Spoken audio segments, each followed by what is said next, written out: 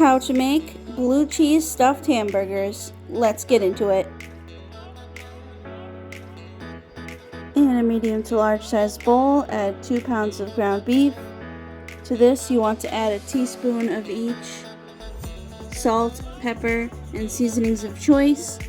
I'm using a mix of these spices if you want to pause to read them all. Again, you don't have to use the seasonings I showed you. You can use whatever seasonings and spices you'd like. Next, you want to mince up 1 tablespoon of garlic. Fresh is better. Add your minced garlic to your ground beef. Mix until everything's well combined.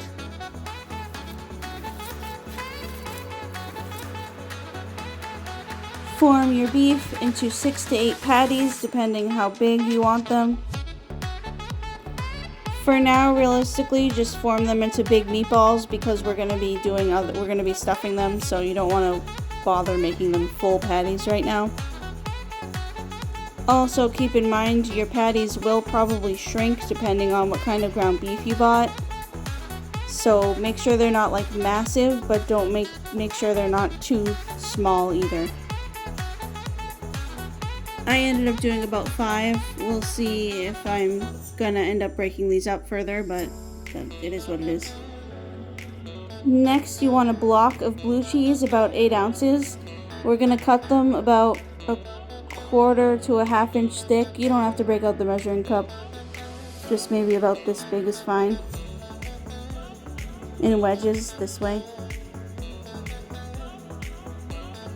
I'd say try to have at least 2 wedges, or at least a wedge and a half for each hamburger, especially depending how big or small you made them. You might need less or more, or whatever. If it crumbles, that's okay. Next, you want to take a ball and then split it into 2 balls. So basically just break it in half. Form them into 2 separate patties. Try to cut them in half as evenly as possible, maybe about a 1/4 inch to maybe just under 1/2 inch thick.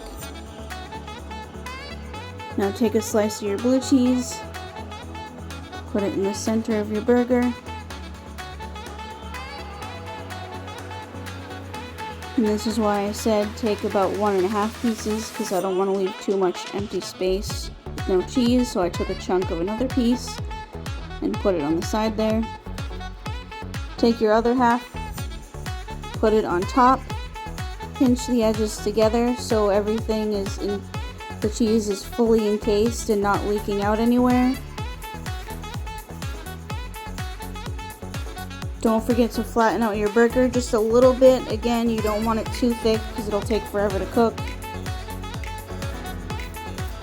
And then repeat with all remaining balls and blue cheese.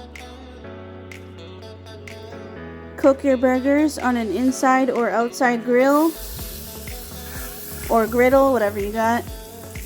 You want to cook them for about 6 to 8 minutes on each side or until desired doneness.